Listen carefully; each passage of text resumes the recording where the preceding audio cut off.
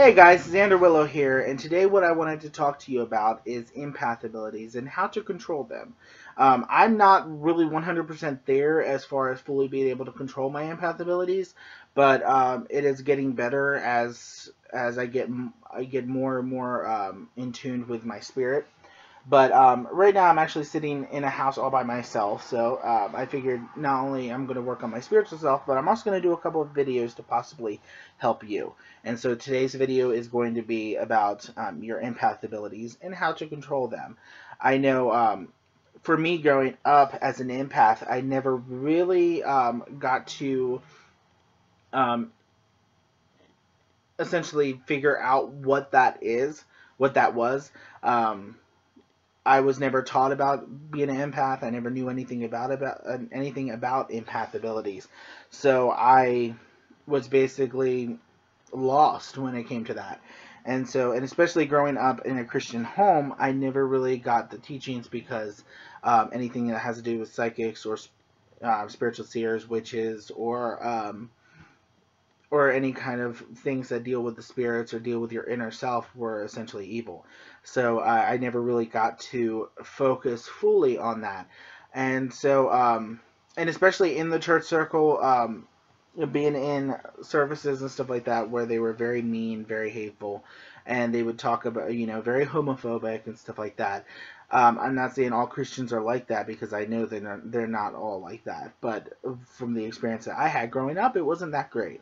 So, so being an empath in there, not only am I picking up my emotions of being there and being sad all the time, but then also picking up other people's emotions, which caused it to heighten, and I would essentially take them on as my own because I didn't know how to differ from them. So that would lead to not only about the experiences and kind of the rough life I had in the church and some of the abuse and stuff like that that went on in my life, but also that is including the empath abilities led me to trying to commit suicide and just not having a good a good time. Um, so maybe someone is struggling with that as well, and so maybe that's why I meant to do this video. I just feel like I'm led to do this, so I want to talk about it. And I know my coven actually talked about it. We actually had a conversation about your empath abilities and picking up on other people's emotions, and in especially emotions within our coven. Just picking up on them and knowing how to essentially help each other out because we all sort of have different emotions and different ways of dealing with those emotions. So that's what also prompted this video. But so yeah, growing up with as an empath was not the greatest because I was never taught um, how to be an empath, nor was I ever taught what an empath was. So I'm doing this video as kind of like a way to um, possibly help someone else who is also dealing with the sort of the same thing that I've dealt with growing up. So I made a little list on things I wanted to talk about in regards to being an empath. The first one was being an empath growing up. But then, second of all, make sure you know which emotions are yours and what emotions are someone else's, because you don't want to always feel like that these emotions are yours, but then you also don't want to always feel like that all your emotions are someone else's, because you don't want to neglect your own emotions and fully embracing them, but then you don't want to fully embrace other people's emotions because that can get really rough and tough.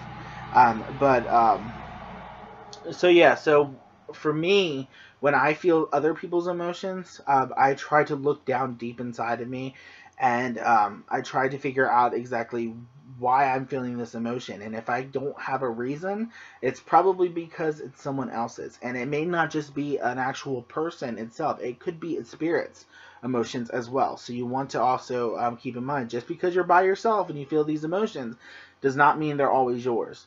So you want to be mindful of that, because not only are you or can you pick up on other people's emotions, but you can also pick on people who have passed on. So so yeah, just keep in mind on that. But kind of like when I feel like I'm picking up on my emotions and I feel like that there's someone else, like it doesn't really have a cause, or I don't really have a cause for it. It's usually because they're not yours. But then also you can kind of feel that these emotions that you're feeling is kind of like the outward layer of your spirit, if you understand kind of like what I'm talking about.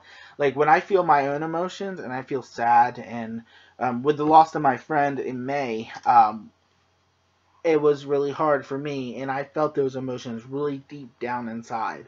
And whenever I'm sad, and it's caused by me, I feel it really deep down inside. And so when I pick up on other people's emotions, it's usually kind of like an out, or like I feel it, but I don't feel it deep down inside. Like it's not a part of me. It's part of something that's not there and not supposed to be there.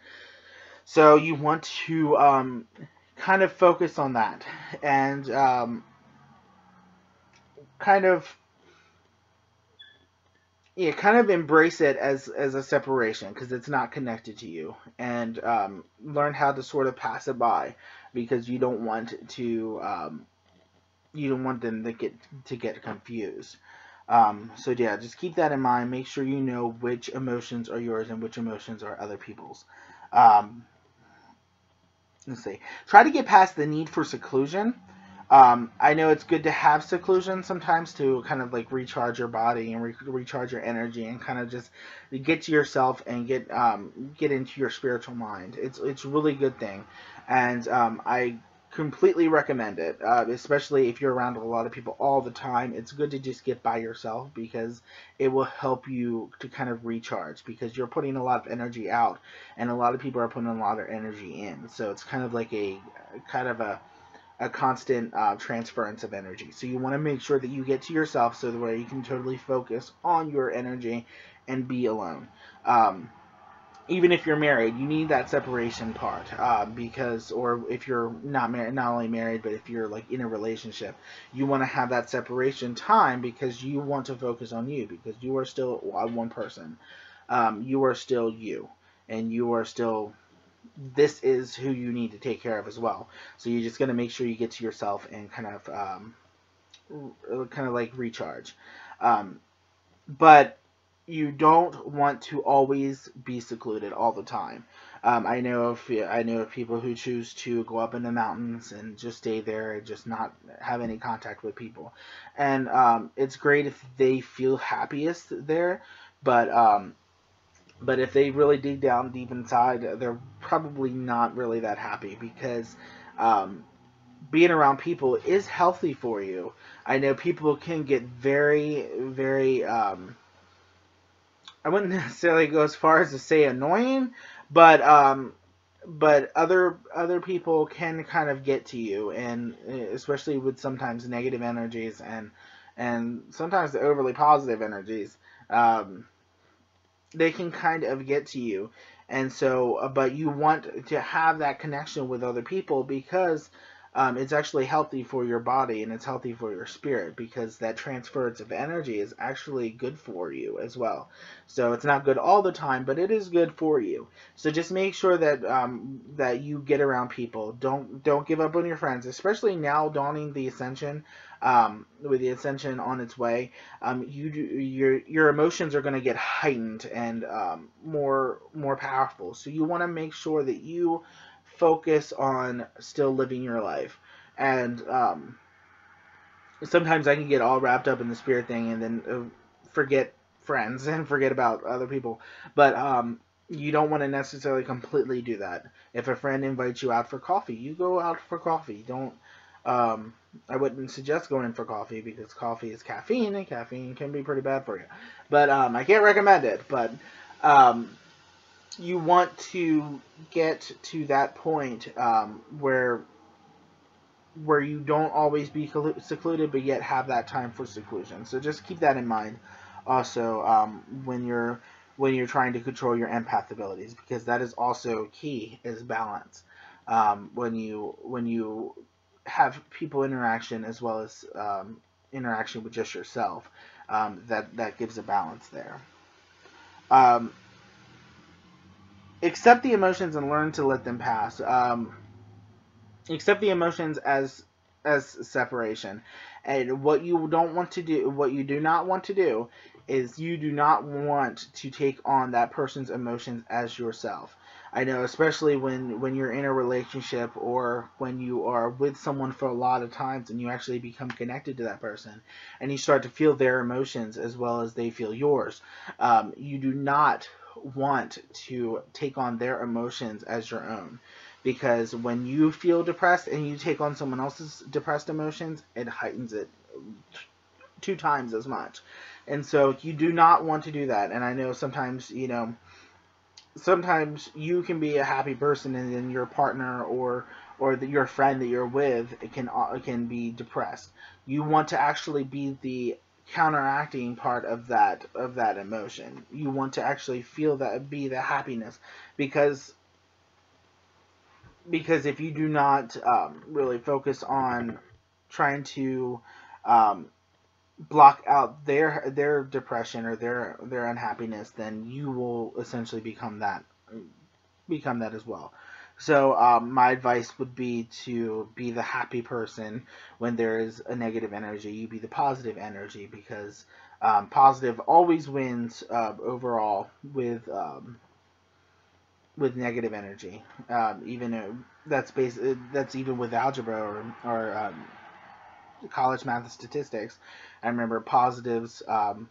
Negative and a positive usually turns into a positive. So I may be wrong with that, but I do. But positive energy can outweigh or overthrow negative energy.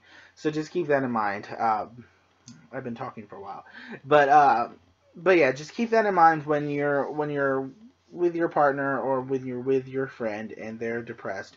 You want to actually try to lift them up with throwing positive energy over to them, so they can connect with your positive energy, and eventually that negative energy will kind of go away.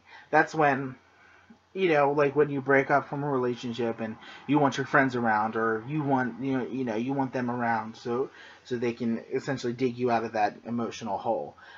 It's sort of the same thing. They're putting out their positive energy to you, and it's lifting you up.